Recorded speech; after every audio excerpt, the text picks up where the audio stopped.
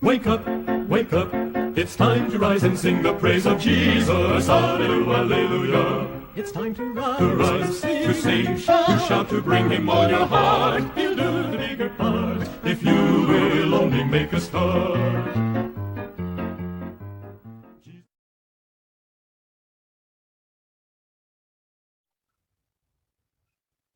Let me open our inspirational devotional this morning with a question, and it goes this way.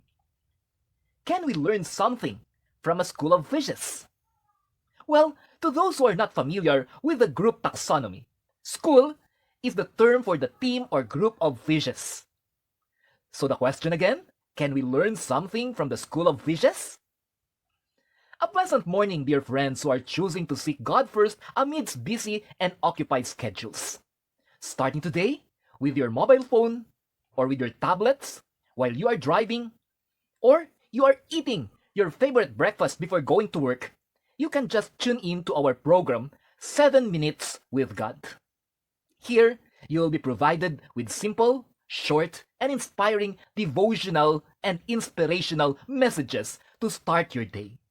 Starting today, I will call each one who are contacting, communicating, and joining us in this devotional offering as 7 Minuters. Again, let us know each other as the 7 Minuters. So come join us and be a part of our newly inducted 7 Minuters.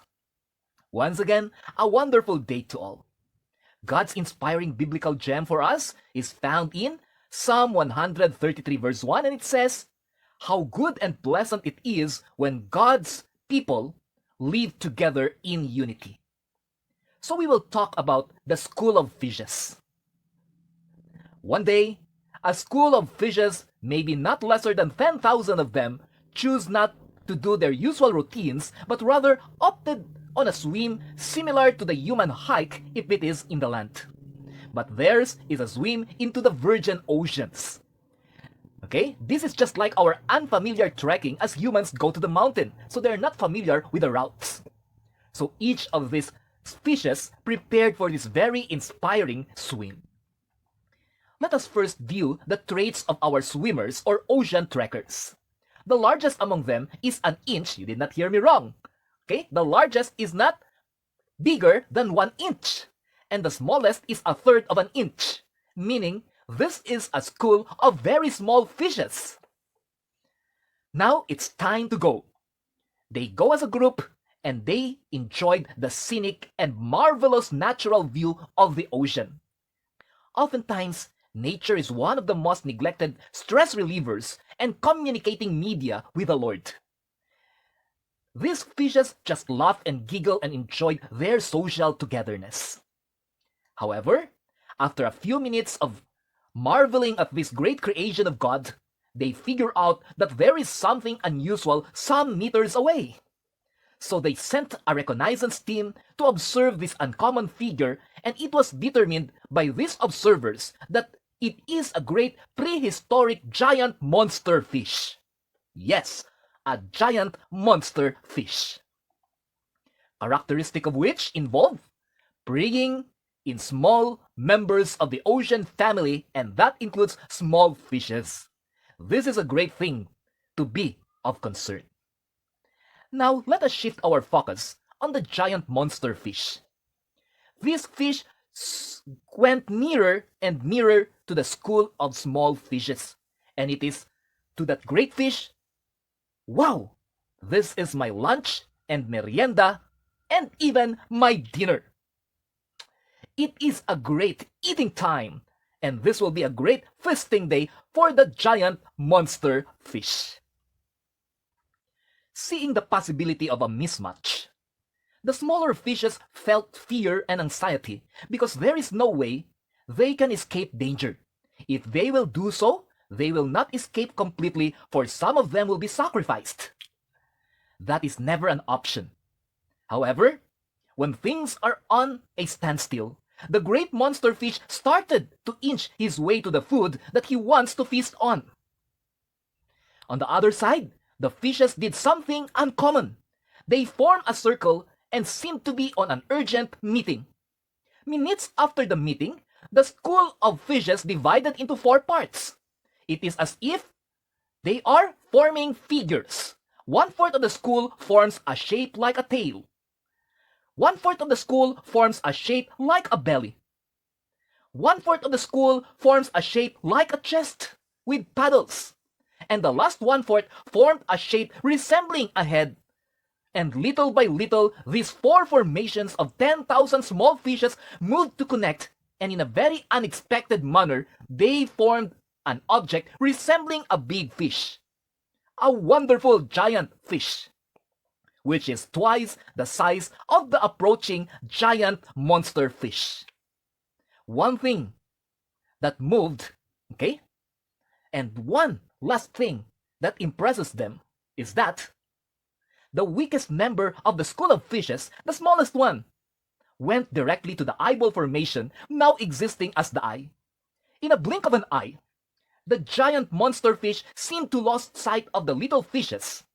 And when he glided sideways, the view of a big fish twice his size scared this monster fish, and he gathered all the strength that he had to swim away, thinking to save his life. Little by little, the school of fishes dismantled the formation, and all of them were relieved from the scare that was caused by the appearance and appetite of the giant monster fish.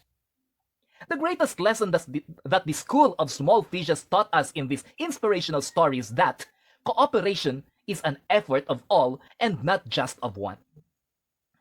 The school of fishes did 3 things that humans should learn to do in situations like this. Number 1, sacrificing others for our gain is a great problem, not an option. Number 2, personal skills, talents, and capacities cannot save multiple lives. Rather, knowing your role in a team strategy makes things successful. And number 3, trusting each other in a common goal results to success. But selfish intuitions and personal agenda while pretending to be a team player is the most dangerous thing in this occurrence. Yes, cooperation is a big thing.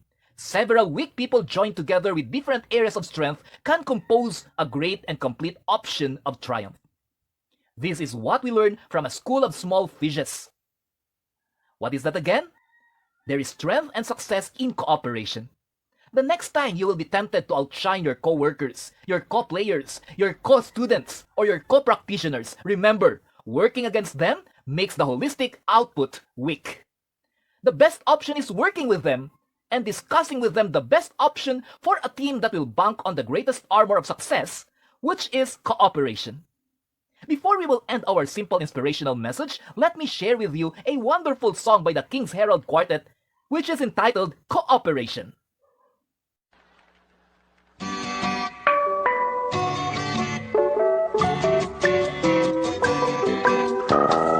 Oh, yes, man. Cooperation is a big word, and so is obedience. But when I do what the Papa say, do what the Mama say, it seems to make a big difference. Oh, my mama teach me cooperation. She say I'm old enough to lend her a hand.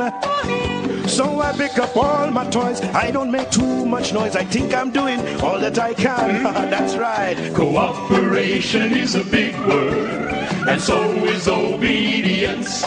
But when I do what the Papa say, do what the Mama say, it seems to make a big difference.